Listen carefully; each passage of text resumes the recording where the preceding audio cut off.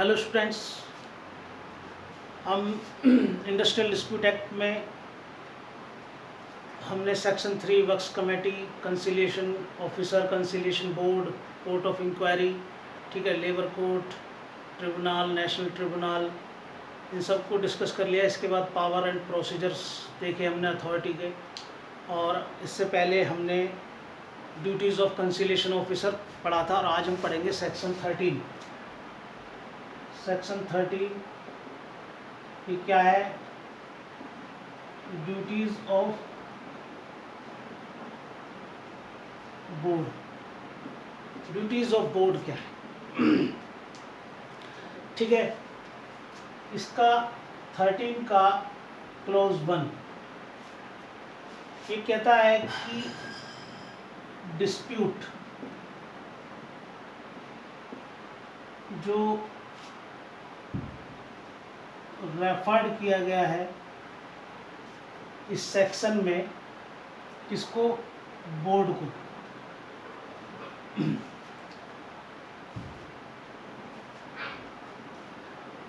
Dispute जो referred किया गया इस सेक्शन में बोर्ड को, ठीक है, तो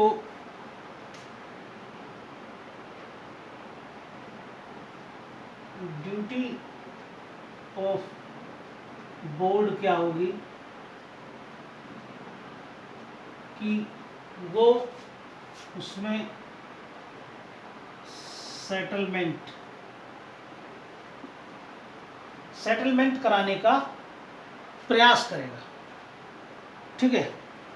और इस पर्पस से सेटलमेंट कराने के लिए वो क्या करेगा? विदाउट डिले इन्वेस्टिगेशन करेगा,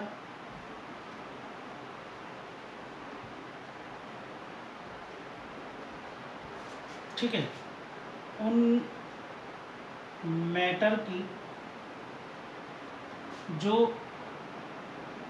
मेरिट पर उसको अफेक्ट करते हैं। डिस्प्यूट जो अंडर दिस सेक्शन, ठीक है, अंडर दिस सेक्शन, जो इस सेक्शन में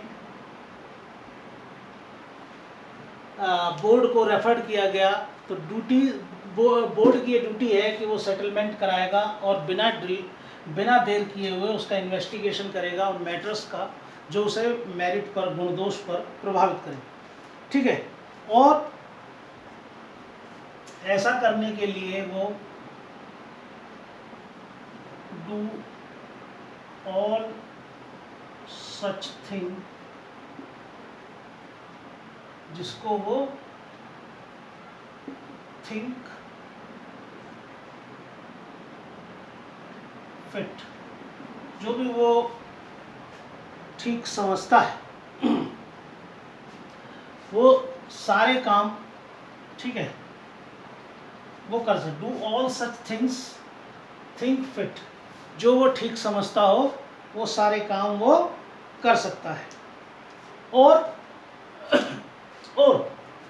वो फेयर और एमिकेबल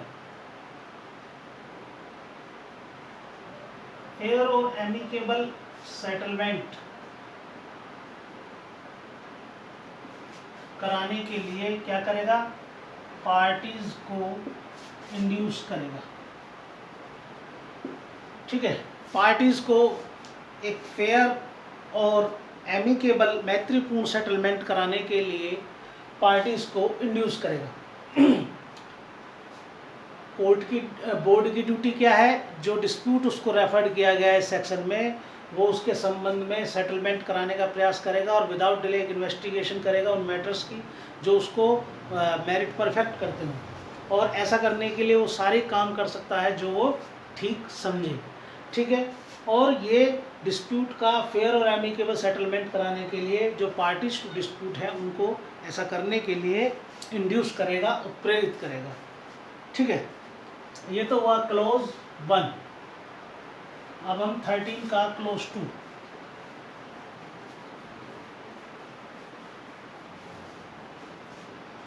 क्लोज 2 क्या है?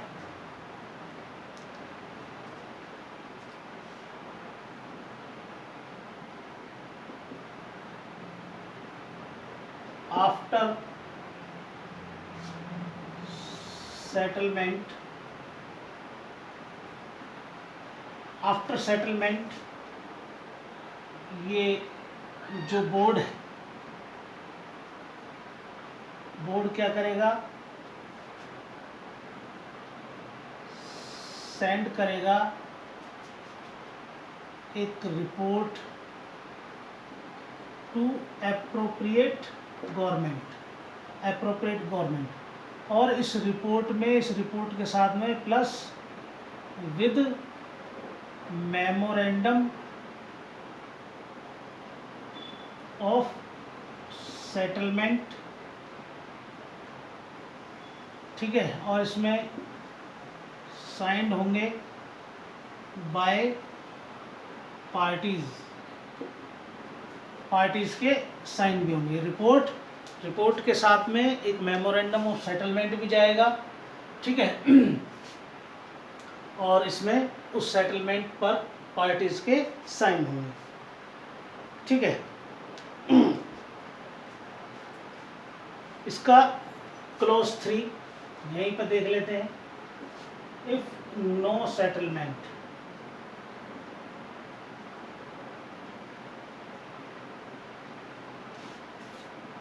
नो सेटलमेंट नहीं हुआ तो बोर्ड क्या करेगा?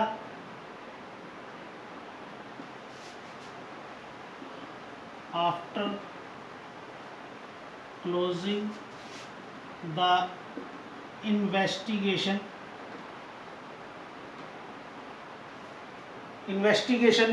क्लोज करने के बाद ये सेंड करेगा एक full report to appropriate government, या ये कह दो कि एक फेल्योर रिपोर्ट की सेटलमेंट नहीं हो पाया। सेटलमेंट नहीं हो पाता तो ये क्या बताएगा? ये भी बताएगा कि इसने क्या क्या स्टेप उठाए, ठीक है। स्टेप्स टेकन बाय हिम, ठीक है, इस केस की फैक्ट एंड सर्कमस्टांसेस ये भी बताएगा, और इसमें वो रीज़न भी बताएगा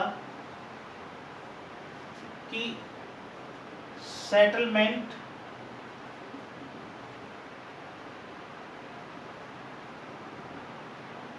ठीक है क्यों नहीं हो सकता,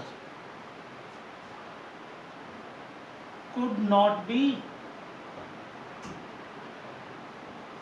अराइव्ड, ठीक है।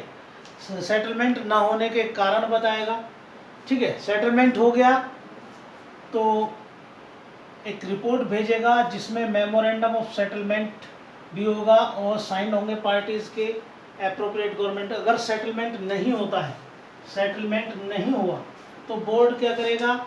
आफ्टर क्लोजिंग इन्वेस्टिगेशन एक फाइनल रिपोर्ट भेजेगा एप्रोप्रिएट गवर्नमेंट को, उसमें बताएगा कि उसने इस संबंध में, सेटलमेंट के संबंध में क्या क्या स्टेप्स लिए, उसके इफेक्ट और सर्कमस्टेंसेस और रीज़न की किस वजह से जो है सेटलमेंट नहीं हो सका, ठीक है।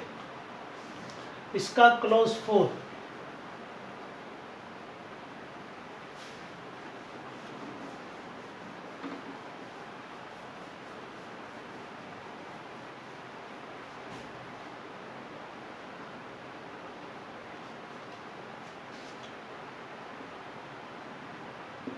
अगर डिस्प्यूट रिलेटिंग है, relating to public utility service, public utility service से है, ठीक है, तो एप्रोप्रिएट गवर्नमेंट, ठीक है, अगर रेफरेंस करती है तो ठीक, अगर इसने no reference to labour court tribunal, national tribunal, तो ये क्या करेगी, ये इसके रीज़न रिकॉर्ड करेगी, रीज़न रिकॉर्ड करेगी और कम्युनिकेट करेगी टू पार्टीज से कम्युनिकेट करेगी कि क्यों उन्होंने एप्रोप्रिएट गवर्नमेंट ने जो डिस्प्यूट को रेफर्ड नहीं किया लेबर कोर्ट ट्रिब्यूनल या नेशनल ट्रिब्यूनल को।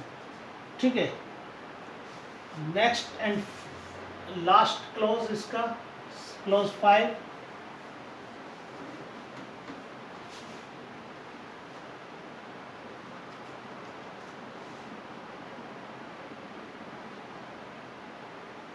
इसमें कहा गया है जो बोर्ड है, ठीक है, बोर्ड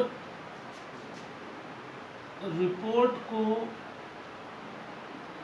सबमिट करेगा विद इन 2 मंथ,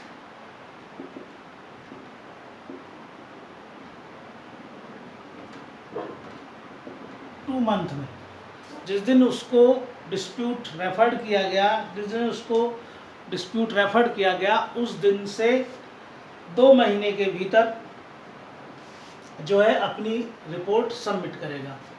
ठीक है, या फिर वो शॉर्टर पीरियड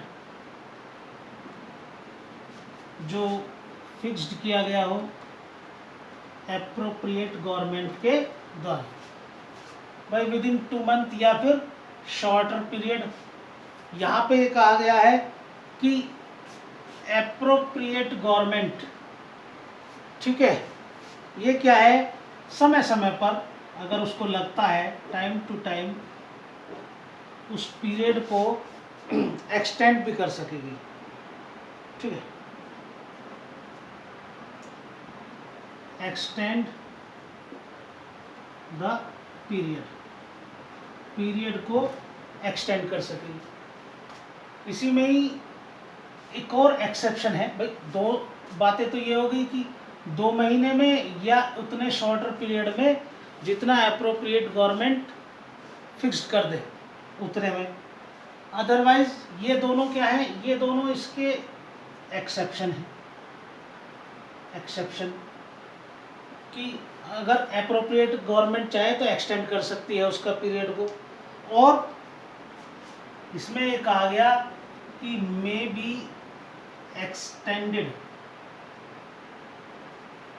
ये एक्सटेंडेड किया जा सकता है अगर parties to dispute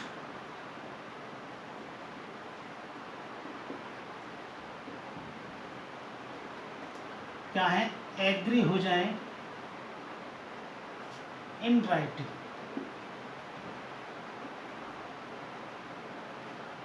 in writing ये एग्री हो जाएं तो भी वो 2 महीने का पीरियड जो है बढ़ाया जा सकता है। जनरल रूल क्या है कि 2 महीने में बोर्ड जो है अपनी रिपोर्ट, जब उसको केस डिस्प्यूट रेफर्ड किया गया उस दिन से 2 महीने के भीतर, या एप्रोप्रिएट गवर्नमेंट ने जो भी शॉर्टर पीरियड फिक्स किया हो। इसके एक्सेप्शन क्या है, एप्रोप्रिएट गवर्नमेंट एक्सटेंड कर सकती है, विस्तार कर सकती है, या ये बढ़ाया भी जा सकता है अगर दोनों पार्टीज टू डिस्प्यूट एग्री हो जाएं इन राइटिंग। ठीक है स्टूडेंट्स, तो ये हमारा ड्यूटीज़ ऑफ बोर्ड सेक्शन 13 हमने कंप्लीट कर लिया। नेक्स्ट वीडियो में कुछ और टॉपिक डिस्कस करेंगे। Thank you.